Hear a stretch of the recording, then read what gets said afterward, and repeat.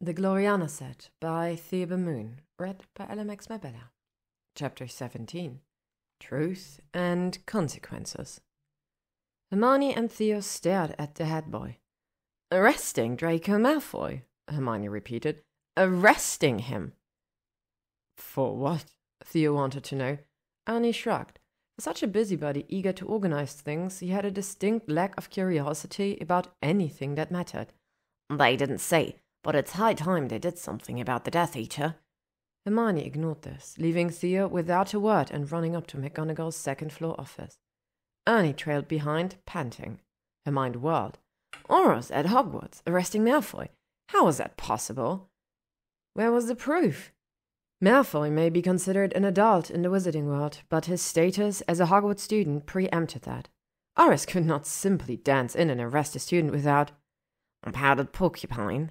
And he gasped at the gargoyle. The head boy stayed below, and Hermione climbed the spiraling stairs more slowly, attempting to make calming breath. The large circular office looked much the same as it had after the Battle of Hogwarts, with the Pensieve and the Sorting Hat, with the addition of new portraits of Dumbledore and Snape. Two wizards in aura robes stood before McGonagall's massive claw-footed desk, their backs to Hermione. "Am I to understand," Hermione asked, her voice like ice, "that an arrest is taking place here?" The Aurors turned, and one of them was Harry, looking older and yet exactly the same, his black hair still tousled and round glasses balanced precariously on his nose. He rushed forward to pull her into a hug. "Harry!" she squeaked. Hermione dropped her back and hugged him back hard, eyes filling with tears. She'd missed him so much. "Look at you, so handsome!" She stepped back, running her hands over his dark aura robes with the Ministry of Magic crest. Her eyes found his face again, and he gave her a significant look. "Hermione," he said, tilting his head toward the other Auror and McGonagall. "Oh, of course, official business." She blushed and turned to look at Malfoy, who stood between the two striped armchairs. "What's with the scowl? Merlin Malfoy looks like he writes blood-soaked messages on walls every day and twice on Tuesdays." So Hermione looked at McGonagall instead. "Headmistress, Malfoy is a student here, and you simply can't allow him to be taken from Hogwarts without proof." "Nobody is taking anyone, Miss Granger," McGonagall said. "Head Order Shacklebolt," Kingsley Shacklebolt smiled at Hermione, "and Assistant Order Potter are here to administer Veritaserum to Mr. Malfoy." Hermione's jaw dropped. "What? You can't force—" "It was Mr. Malfoy's idea," the headmistress said. "Mr. Malfoy contacted me this morning, volunteering to be questioned on the Veritaserum, on the condition that you, Miss Granger, are present for the entire interview." "What do you say, Granger?" Malfoy asked gracefully, dropping into one of the armchairs. His scowl had disappeared, and he now appeared utterly relaxed. Hermione didn't answer, just stared down at him, horrified. The Ministry's Aura Office had been most displeased with Malfoy's sentence, considering it entirely too lenient. Kingsley himself had been quoted in The Prophet, saying that all former Death Eaters should be given a Dementor's kiss. Ministry barristers continued to appeal to Wizengamot's verdict and sentence, and Malfoy had surrendered himself to Aurors for interrogation on the Veritaserum. "What is the procedure?" Hermione asked Kingsley, finding her voice. Kingsley produced a small bottle from his robe. "Quite simple, Hermione," he said, smiling. "Mr. Malfoy will drink this Veritaserum and answer a few questions." Hermione frowned. "He certainly will not. You two can't feed him a fat dose of Veritaserum and then grill him with any fool questions that pops into your heads. This interview concerns the two Die Mudblood messages, correct?" Kingsley and Harry cringed slightly, and she huffed. "Correct," she repeated. "Yes, it does, Hermione," Kingsley said severely. "We are taking this case quite seriously, and we expect Mr. Malfoy's full cooperation." "Mr. Malfoy did agree to this, Miss Granger," McGonagall said. Hermione waved that away. "He's an idiot ferret. What do you expect?" Kingsley and Harry glanced at Malfoy to see his reaction, but Malfoy's smile only widened. "A nice opportunity for the Aurors office, isn't it?" Hermione went on, eyes narrowed at Kingsley. "Maybe a chance to get a few Death Eater tidbits as well, Well, I won't have it." Kingsley and Harry goggled at her, but McGonagall was unaffected. "What do you suggest then, Miss Granger?" she asked. "A half bottle only, and any questions will be written out beforehand and approved by me." Kingsley and Harry began protesting, but McGonagall cut them both off with a look. "Mr. Malfoy," she asked. Malfoy looked smug. "Don't ask me. Apparently I have no say in any of this." "This is ridiculous, headmistress," Kingsley said with a scowl.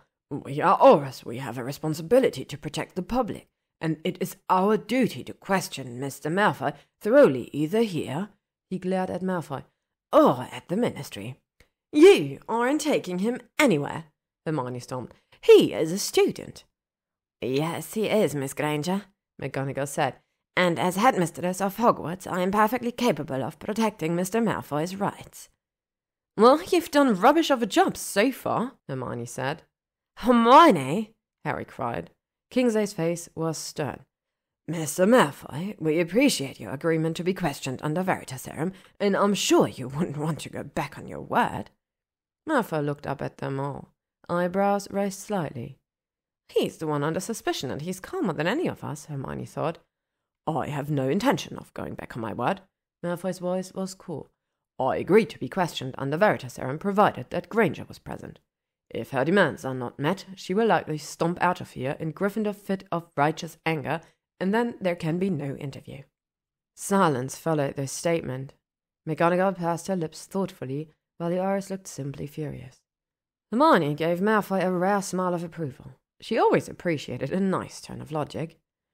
"Very well," Kingsley said through gritted teeth. "I will write out the questions."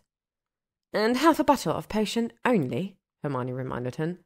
"Ye may use my desk, Order Shacklebolt," McGonagall said, rising from her seat. The headmistress moved behind Malfoy's armchair, standing over him almost protectively now. Harry stepped closer to Hermione. "My, what are you doing?" "Protecting a fellow student, Harry," she said.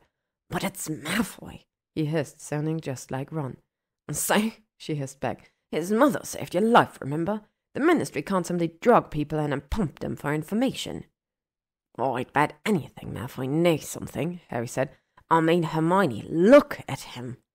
They both glanced over at Malfoy, whose smile had admittedly turned a trifle villainous. The Ministry could probably convict him on horse stealing on looks alone. Kingsley sat down the parchment and stood. "I trust this will be sufficient." Hermione replaced him behind the desk, sitting in McGonagall's chair without thinking, and picked up Kingsley's quill. "You're mad," she said, striking out question. "This one needs to go, and this, and certainly this question isn't relevant." She handed the list back to Kingsley. The head Auror was outraged. "Questions about Death Eaters are vital to this investigation. Malfoy has already testified to the Wizengamot and the Ministry about the Death Eaters and his actions during the war," Hermione said, not backing down. "New evidence has come to light. Then obtain Mr. Malfoy's permission for another interview and ask about that," Hermione said.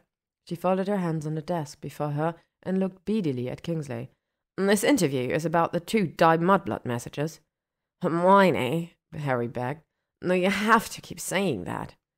"Fear of saying a thing only increases fear of the thing itself," Hermione said. Harry and Malfoy both rolled their eyes. "I won't limit this office to these questions," Kingsley said decidedly. "Take it or leave it, Shacklebolt," Malfoy sneered. Kingsley clenched his fists, and Hermione watched him silently count to 10. "Very well, Mr. Malfoy," he said, and handed Malfoy the clear bottle. Malfoy brought it to his mouth and took a quick gulp, leaving half the potion. The room was suddenly tense. Malfoy's smile was gone, and his eyes took on a faintly haunted look. McGonagall put her hand on the back of Malfoy's chair, while Hermione used every drop of self-control to remain still behind the desk. "This is a terrible idea." Kingsley's voice was suddenly soft. "What is your name, sir?" "Draco Lucius Malfoy." His voice was equally soft. "Were you present at Gryffindor Tower the night before the blood letters were discovered on the common room wall?" "Yes," Malfoy said evenly. "What were you doing in the common room that night, Mr. Malfoy?" "I was there to see Granger," Malfoy said, his voice still soft. "Why?" Harry asked. "Harry," Hermione snapped, "that question is not on the list." But it was too late. Malfoy was compelled to answer the question. "She was being an interfering busybody on my behalf, and I wanted to find out why." His mouth snapped shut. "Not bad," Hermione thought. "What?" Harry began, but stopped at Hermione's ferocious look. "Did you write the words in blood on the wall, Mr. Malfoy?" Kingsley asked, frowning at his parchment. Malfoy looked at him calmly. No. Did you assist the person who wrote the words in any way? No. Do you know who wrote the words, Mr. Malfoy? No.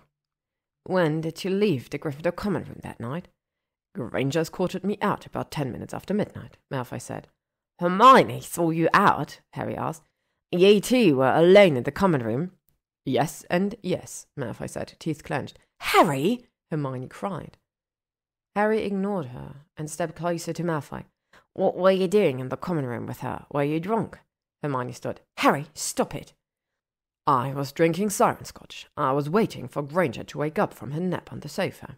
Malfoy's voice was clipped, and it was obvious his words were completely driven by the potion. I was not drunk. I was, however, slightly intoxicated, so I couldn't help admiring her legs. You were drinking and oogling Hermione while she slept. Harry looked ready to do a murder. Malfoy smirked. Apparently so. Hermione's face burned. Quit cutting the fool, Harry. She snapped, moving between her friend and Malfoy. You can't feed the man truth serum and ask him personal questions and then explode because you don't like the answer. Ora Shacklebolt, McGonagall said. I believe you have a few more official questions. Kingsley, who had been watching the exchange between Harry and Malfoy with wide eyes, cleared his throat and looked at his parchment again. Mr. Malfoy, you were the first to see the second bloody message Wednesday morning, correct? I can't answer that, Malfoy said. Kingsley looked at McGonagall. We need to administer more Veritas serum. You most certainly will not, the headmistress answered. Half a bottle only, you agreed? I have not finished my questions, the head aura said. It is unfortunate that your assistant wasted time with questions not on the list, but that is no reason to break your word, McGonagall said. Kingsley and Harry both looked ready to explode now, so Hermione reluctantly stepped in again. The goal here was to clear Malfoy's name, not send the auras away with more reasons to be suspicious. The Veritas serum is still in effect, she told them impatiently. Hermione looked down at Malfoy, speaking directly to him for the first time. Tell them. You, Granger, need to have more fun. I'm extremely fun. Tell them. Malfoy sighed dramatically. I cannot tell you, Shacklebolt, if I was the first to see the message. It's likely that I was, but anybody living or dead who entered the passageway before me could have seen it first. Kingsley closed his eyes and opened them again, trying to keep a rein on his temper. Very well. When you saw the messages Wednesday morning, Mr. Malfoy, what did you do? I blocked the passageway with a dark mist so other students could not see it, Malfoy intoned. Then I wrote a note to the headmistress and found a student to take it to her in the Great Hall. The note is on my desk, Ora Shacklebolt, McGonagall said. Kingsley picked up the folded parchment she indicated, and then passed it to Harry. What did you do after that? Kingsley asked. I stood in front of the mist to ensure no students entered. McGonagall and Granger arrived soon after. Did you write that message? Kingsley asked. No, I did not. Do you know who wrote that message? No. Do you know why the message appeared in that particular space? Harry put in. No. Hermione blinked. That question wasn't on the list, but it was interesting. Why had the message appeared outside the Ancient Runes classroom? Her mind began turning over ideas, but then Harry spoke again. Did you and Hermione have an argument in that location? Harry asked. Malfoy scowled. Yes. Hermione was shocked. How did Harry know about that? Ron, maybe. What did you argue about? Harry asked. Don't answer that, Hermione cried, suddenly horrified, but it was too late. Malfoy's face was red from strain, but he had to answer the question. I behaved badly toward her, Malfoy gritted out. I invaded her privacy. I read a journal in her bag. I tried to take advantage. Harry's face was red as well. What did? Don't you dare, Hermione shouted. If you want to hear about the argument, you can ask me. I tried to apologize, but she wouldn't listen. Malfoy looked relieved to be finished with the answer. He gave Harry a thin smile. She told me to fuck myself. Kingsley and Harry both looked at Hermione with approval. Ora Shacklebolt, Assistant Ora Potter. This interview is at an end, McGonagall said. She walked over to the fireplace and gestured toward the urn of flue powder. Kingsley looked at Malfoy speculatively. Harry took Hermione's hand and pulled her aside. What the hell is going on with you and Malfoy? He hissed. Ron wrote that message you two had a big fight before Ancient Runes, said you hated each other. Now you're defending him to the Ministry. He is not a criminal, Harry, Hermione said uncomfortably. Harry frowned over at the Slytherin. He sadly took advantage, did he? It's fine, Harry. I handled it. I can't believe you were alone with him at that party. Where was Ron? Ron! Hermione barked out a laugh. Ron left me at the Three Broomsticks that night when I refused to start dating him again. And then he got stinking drunk at the Gryffindor party and stormed out of the common room. Did he tell you that? Potter! Cowed Kingsley, who had been conducting his own whispered argument with McGonagall by the fireplace. We are leaving. Harry slung his arm around Hermione's neck and pulled her closer. I hope you know what you're doing. He shook his head. Merlin. Harry, Hermione bit her lip. Come see Ginny soon. He nodded, his face suddenly expressionless, and walked over to the fireplace. Hermione followed him with a glance at Malfoy.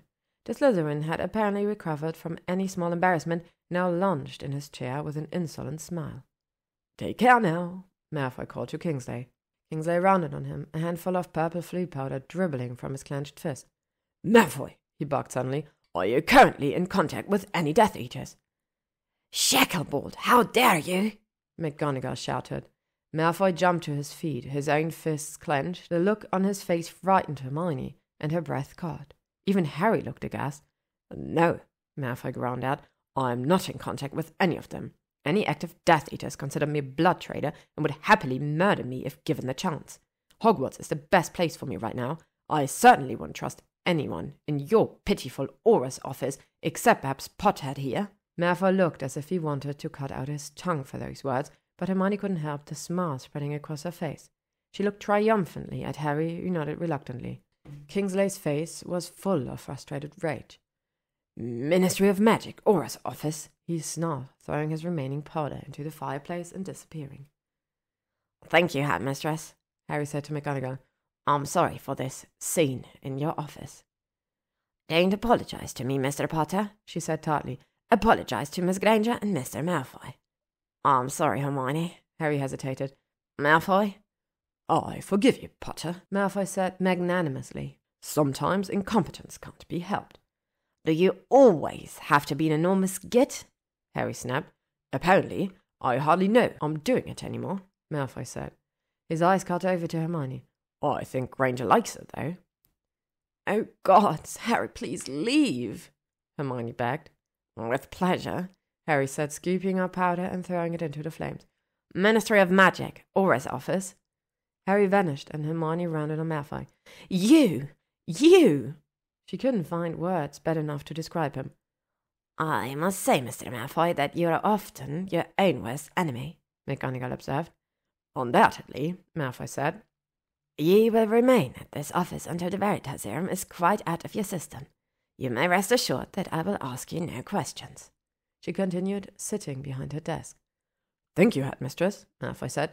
Have a seat, Granger. No, I'm leaving, Hermione snapped, picking up her bag near the door. Malfoy stood. Are you sure? He asked her. There's nothing you feel the least bit curious about? You've certainly earned at least one question. She tossed her head. No, I won't take advantage of you like that. Of all the mad, idiotic, dangerous stunts.